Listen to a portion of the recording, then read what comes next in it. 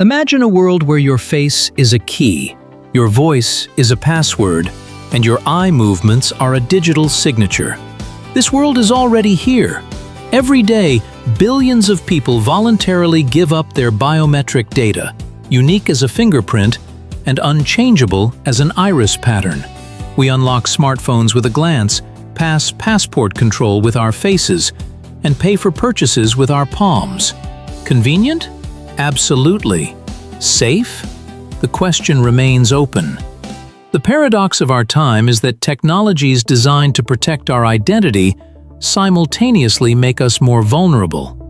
Recognition algorithms are already capable of determining your emotional state, stress level, and even predicting the likelihood of certain actions. We have created digital mirrors that reflect not only our outward appearance, but also our inner world.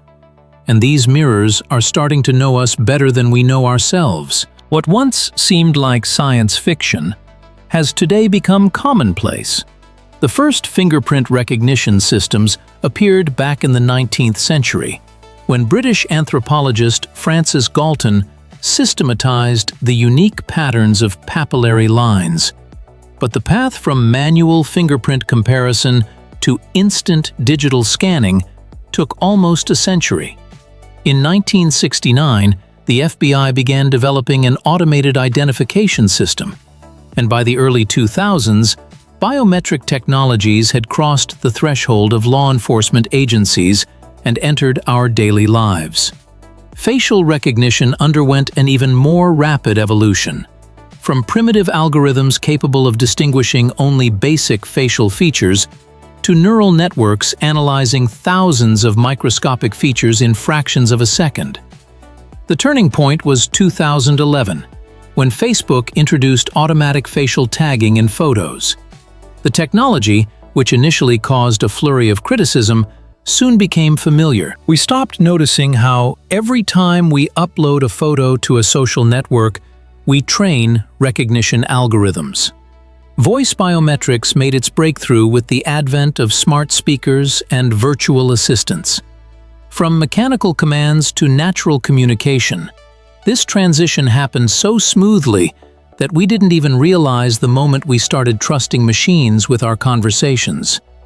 Society's acceptance of biometrics followed a classic curve, from rejection through curiosity to widespread use.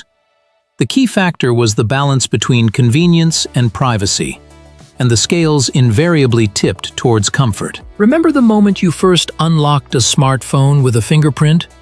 A second, and the device comes to life. No passwords, no delays.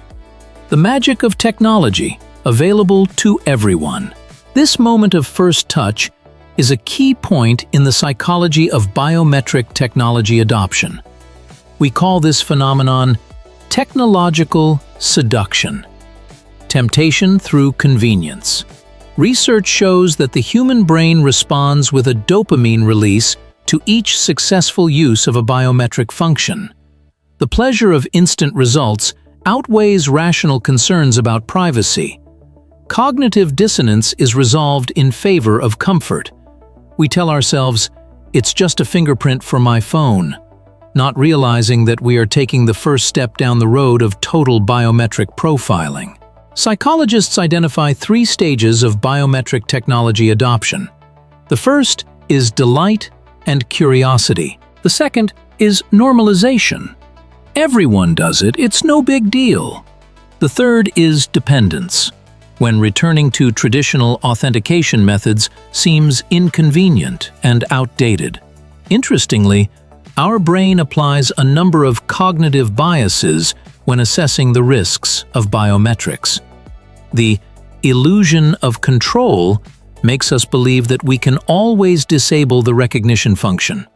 The optimism bias convinces us that data leaks happen to others, but not to us. Hyperbolic discounting leads us to prefer immediate convenience over long-term security.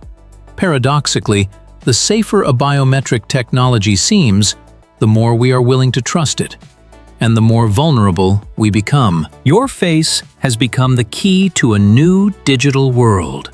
facial recognition technologies have subtly transformed public spaces, changing not only the architecture of security, but also the psychology of our behavior in society. Every time you walk through a shopping mall, an airport, or even just down a city street, dozens of cameras capture your features, comparing them with billions of templates in databases. This happens so quickly and imperceptibly that most people don't even realize the scale of the surveillance. However, our subconscious responds even to processes invisible to the eye. Research shows that people aware of facial recognition systems unconsciously change their facial expressions, posture, and even their routes. In shopping malls in Shanghai and London, visitors informed about the presence of recognition systems are 20% less likely to show emotions and 30% more likely to choose routes with fewer cameras. Psychologists call this phenomenon, quote, a form of self-regulation caused by the feeling of constant observation. Airports were the first large-scale laboratories for studying the impact of biometrics on behavior. When the, quote, one system, actually disguised facial recognition kiosks, was introduced in Dubai Airport, psychologists recorded an interesting phenomenon. Passengers, attracted by the beautiful visualization, voluntarily provided their biometric data without even realizing it. The urban environment is changing even more radically. In Moscow, the facial recognition system helped apprehend over 4,000 criminals in its first year of operation. But at what cost to the psychological comfort of ordinary citizens? Residents of areas with a high concentration of cameras report increased levels of anxiety and a feeling of constant surveillance. This phenomenon has been dubbed, quote, by analogy with the prison model where inmates don't know precisely when they are being watched, and therefore are forced to constantly control their behavior. Tell me, Alexa, are you listening to me? Millions of people ask their smart speakers this question every day, and they get an answer. But do we ever stop to think about what happens when our voice, the most intimate biometric marker, becomes the key to the digital world? Voice biometrics infiltrates our lives quietly, almost imperceptibly, creating an illusion of natural interaction. We speak to machines as we speak to people, and therein lies the unique psychological impact of voice technologies. A voice carries not only words, but also emotions, health status, age, and origin. When we utter the phrase, "Okay, Google," algorithms analyze over 500 parameters of our voice, creating a unique acoustic fingerprint. Unlike our face, which we consciously control in front of a camera, our voice gives us away completely, with all the subtle nuances of our mood. Researchers at Stanford University discovered the phenomenon of digital intimacy, a psychological attachment that arises between a person and a voice assistant. We trust them with secrets, ask personal questions, and even feel guilt when we abruptly end a conversation. This illusion of reciprocity creates a dangerous psychological bridge through which technology companies penetrate the most intimate space of our consciousness. Banks are implementing systems capable of determining by voice whether a client is telling the truth. Insurance companies analyze intonations to assess risks. And we continue to speak, without thinking that every word becomes part of our digital profile.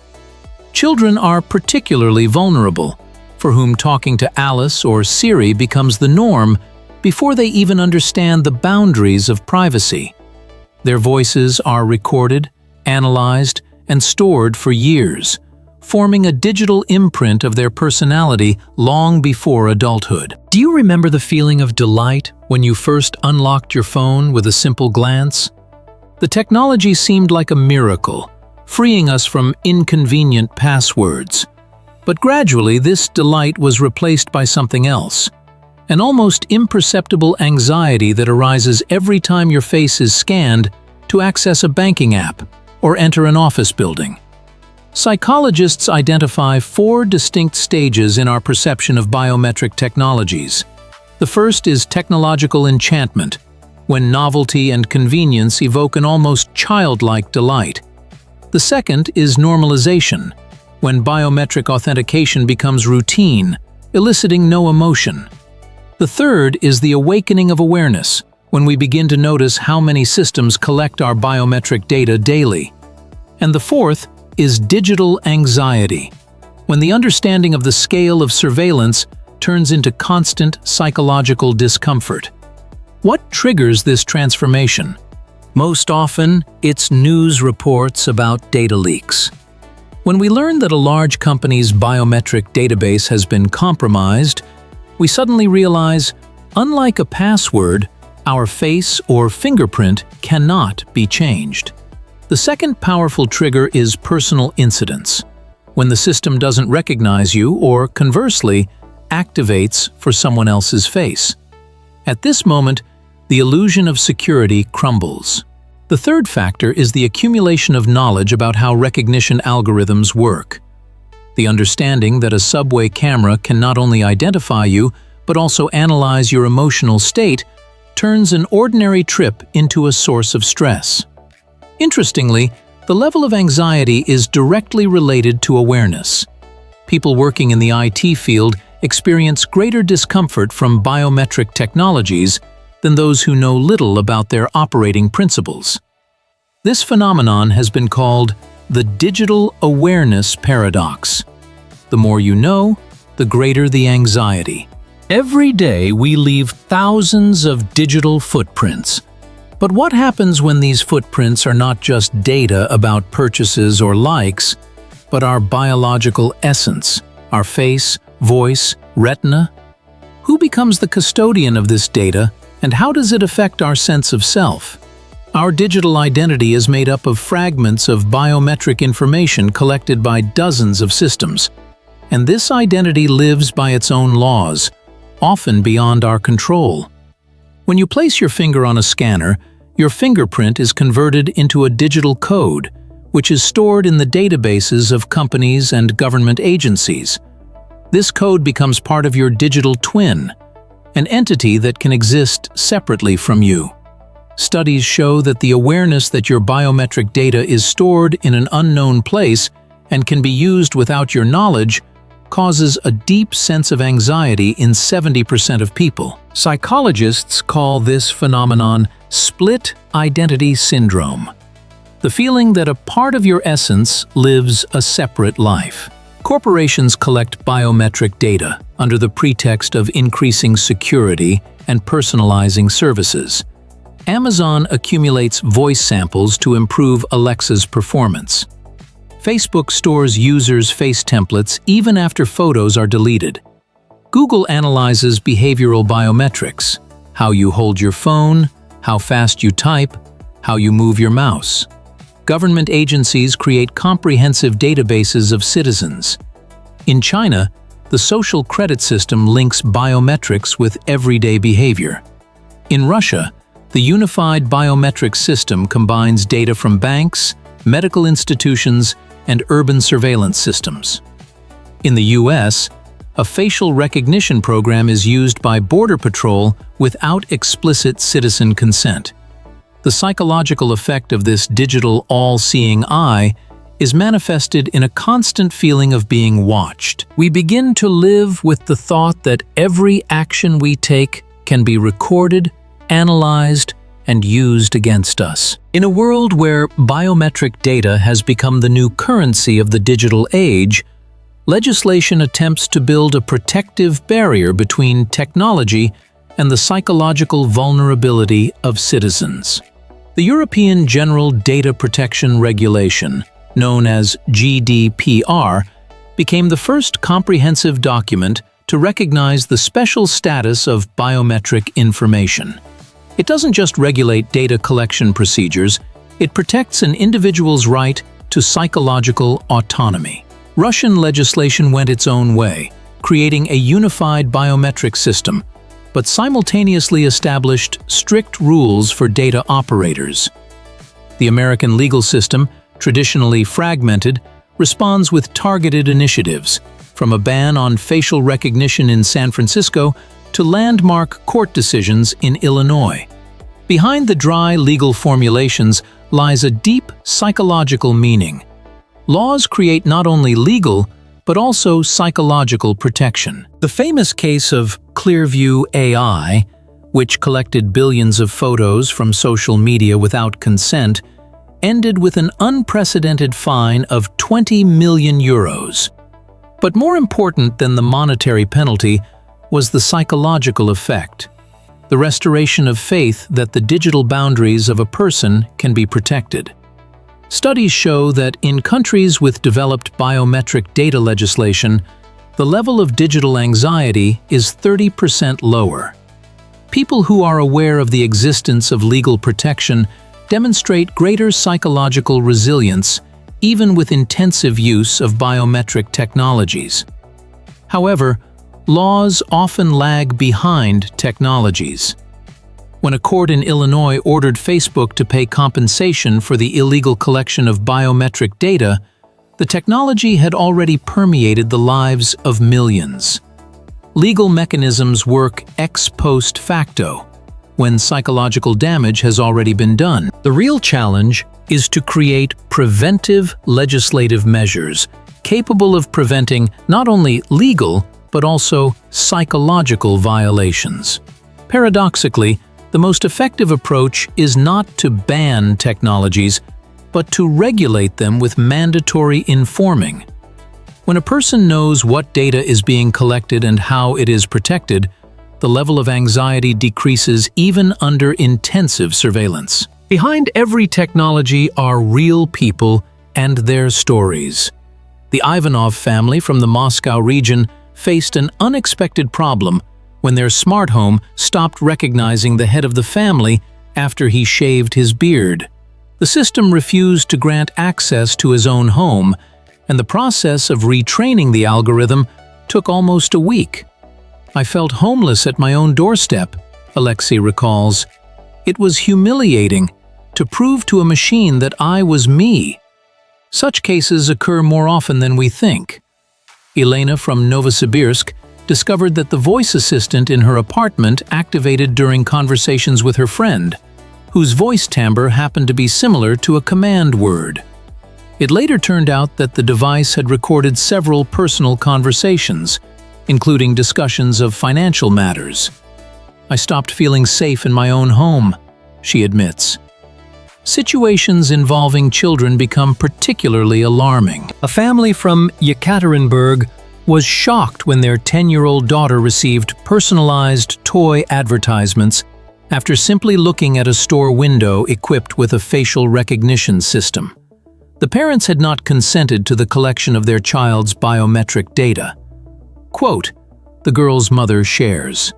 Psychologists note, such incidents destroy basic trust in technology. After a negative experience, 80% of users disable biometric functions on all devices, even at the cost of convenience. A phenomenon of biometric trauma arises, a persistent psychological discomfort when interacting with recognition systems. Faced with constant biometric monitoring, our psyche is forced to adapt, creating defense mechanisms of varying degrees of effectiveness. Psychologists identify several main strategies that we unconsciously employ to maintain internal balance. Complete technological escapism is the first and most radical reaction.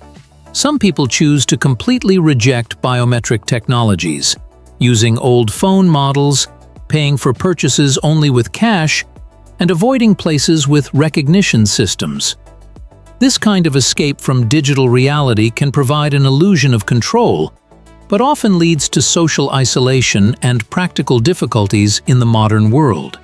At the opposite pole is the phenomenon of digital indifference, psychological anesthesia, where a person simply stops noticing the fact of being observed. "I have nothing to hide," is a typical phrase reflecting this position. Such indifference allows one to function in a technology-saturated environment, but can lead to a dangerous loss of critical thinking and vigilance. Between these extremes lies a spectrum of more balanced strategies. Selective trust is an approach where a person carefully chooses which systems and in which situations to provide their biometric data. Informational self-determination involves actively studying privacy policies and consciously managing privacy settings. Technological segregation means using different devices and accounts for different spheres of life. Healthy adaptation to biometric monitoring is characterized by awareness and balance. A person understands what data is being collected, by whom it is used, and for what purpose. They maintain critical thinking and do not experience constant anxiety. Unhealthy patterns include paranoid reactions, where every camera is perceived as a threat, or a complete denial of risks, where a person thoughtlessly shares their most sensitive biometric data. Children are especially vulnerable, as their psyche is just forming in a world of total surveillance. Studies show that teenagers who grew up with facial recognition systems in schools demonstrate an increased level of conformity and a reduced ability for self-expression. Our psyche is plastic, but not limitless in its ability to adapt. It is important to find a way that allows us to enjoy the benefits of technology without compromising psychological well-being. Life in a world of biometric technologies requires not just technical literacy, but psychological readiness. How then can one maintain inner balance without abandoning the advantages of the digital age? The first step is a conscious inventory of your digital presence. Conduct an audit of devices and applications that use your biometric data. Surprisingly, most people have no idea how many systems already store their fingerprints, voice samples, or facial templates. The second step is selective use. Not every application deserves access to your biometrics. Banking, possibly. Gaming, unlikely. The third step is creating digital barriers. Use different devices for work and personal life. Disable biometric functions in places with increased surveillance risk. To reduce digital anxiety, psychologists recommend a technique of mindful presence, where you intentionally register moments of interaction with biometric systems. This transforms passive submission into active choice. It is especially important to cultivate healthy habits in children. Talk to them about digital boundaries even before they get their first device with facial recognition. Explain that biometric data is part of their identity, deserving of respect and protection. Teach them to ask questions. Why does this app need my face? Remember, technologies are made for us, not us for technologies. Maintain a healthy skepticism, but avoid paranoia. Seek a balance between convenience and privacy that suits you personally. Ultimately, harmonious coexistence with biometric technologies is the art of conscious choice in every moment of digital interaction. The future of biometric technologies paints a picture of a world where the boundaries between human and digital identity become increasingly blurred. We stand on the threshold of an era where our biological uniqueness will be fully integrated into the digital ecosystem. What psychological challenges await us in this new world? One of the key questions of the future is how to preserve a sense of personal autonomy in the context of pervasive biometrics. Researchers at Oxford University predict the emergence of digital dysmorphia, a psychological disorder in which a person experiences anxiety due to a discrepancy between their physical appearance and their biometric profile. Imagine a situation where the system doesn't recognize you due to natural aging, and you begin to doubt your own identity. Another challenge is the formation of, quote, already in countries with developed surveillance systems, people subconsciously adjust their facial expressions and behavior, trying to conform to some average standard. In the future, This trend may intensify, creating a society where individuality is suppressed out of fear of standing out in the eyes of algorithms. At the same time, we observe the emergence of the, quote, movement, the desire to regain control over one's biometric data. Self-encryption technologies, one-time biometric tokens, personal blockchain storage. These tools can form the basis of a new culture of digital identity management.